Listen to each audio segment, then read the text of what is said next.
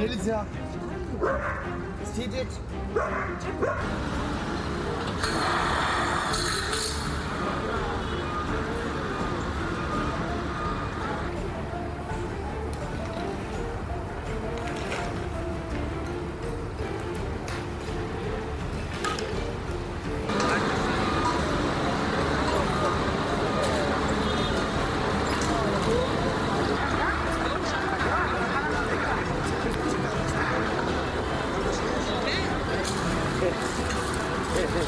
Посмотрите.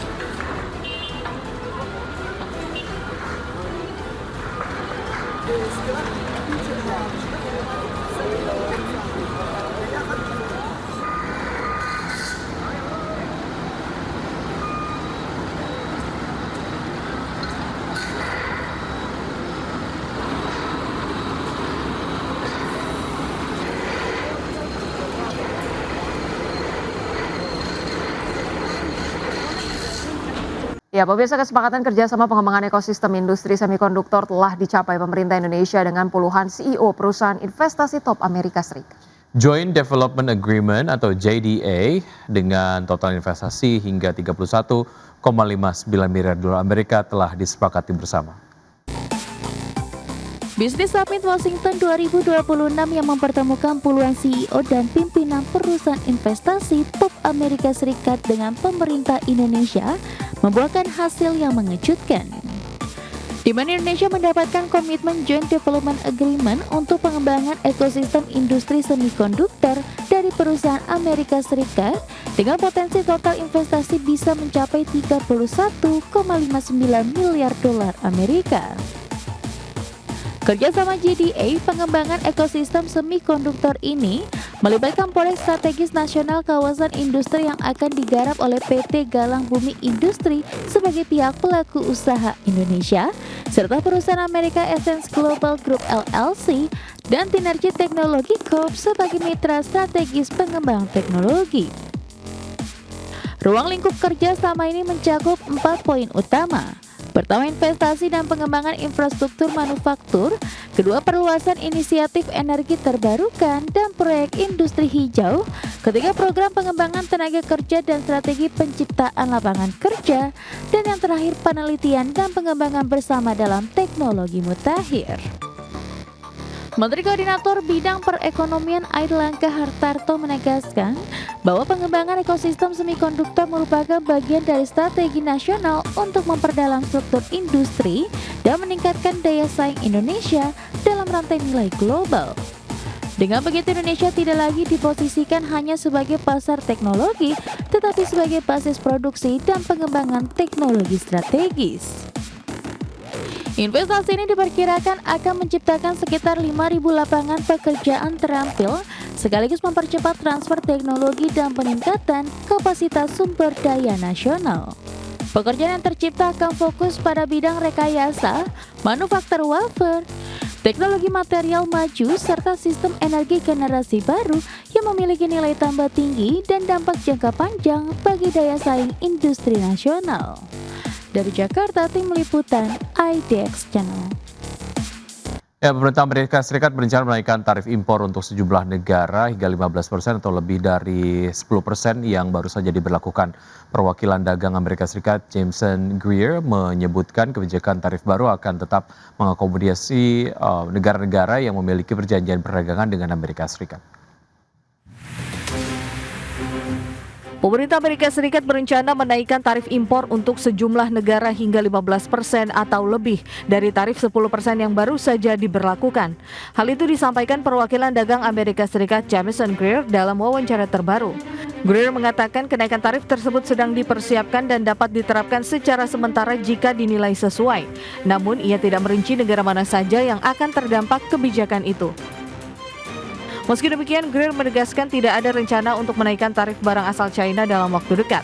Pemerintahan Presiden Donald Trump disebut tetap berpegang pada kesepakatan dagang yang telah ada, seiring rencana kunjungan Trump ke China dalam beberapa pekan ke depan. Greer menyebut kebijakan tarif baru akan tetap mengakomodasi negara-negara yang memiliki perjanjian perdagangan dengan Amerika Serikat. Ia juga menekankan pemerintah berhati-hati menempuh jalur hukum yang tepat karena kebijakan tarif berpotensi digugat. Gubernur menjelaskan tarif baru tersebut dirancang sebagai pengganti tarif darurat yang sebelumnya dibatalkan oleh Mahkamah Agung. Pemerintah kini mengandalkan mekanisme hukum lain termasuk pasal 122 dan pasal 301 Undang-Undang Perdagangan 1974 yang dinilai tetap sejalan dengan perjanjian dagang internasional yang berlaku. Berbagai sumber IDX Channel. Ya, pemirsa, kita ke bursa global. Bursa Wall Street yang berbalik terkoreksi pada perdagangan di hari Kamis sehari setelah laporan pendapatan Nvidia yang gagal memuaskan investor sehingga menekan saham-saham teknologi yang telah memberikan dorongan pada rally baru-baru ini. Dan meskipun ketiga indeks saham utama berada di jalur untuk mengalami kerugian mingguan yang moderat, S&P 500 dan juga Nasdaq Composite diperkirakan akan ditutup lebih rendah pada bulan ini. Sementara Dow Jones tetap berada di jalur untuk mencatatkan kenaikan pada bulan Februari. Pada perdagangan di hari Kamis, Nasdaq Composite turun 1,18% ke level 22.878, S&P 500 terkoreksi 0,54% ke level 6.908 dan Dow Jones Industrial Average menguat 0,034% ke level 49.499.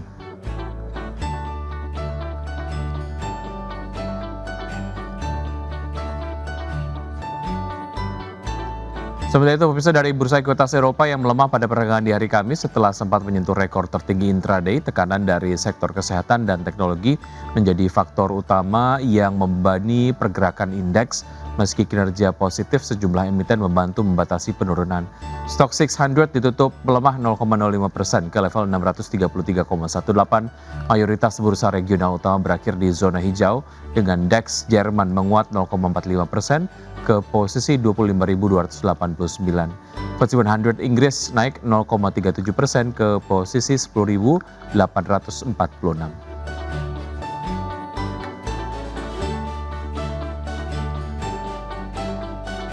Sejalan dengan melemahnya harga batu bara global, PT Indo Tambang Raya Megah Tbk membukukan penurunan kinerja keuangan di tahun 2025. Ya, sepanjang tahun lalu pendapatan bersih tercatat turun 18,35% secara year on year, sedangkan laba bersih merosot 48,96% dibandingkan tahun sebelumnya. PT Indo Tambang Raya Megah Tbk membukukan penurunan pendapatan dan laba bersih sepanjang 2025 sejalan dengan melemahnya harga batu bara global. Berdasarkan laporan keuangan 2025 yang diaudit, perusahaan meraih pendapatan bersih 1,88 miliar US dollar atau turun 18,35% year on year.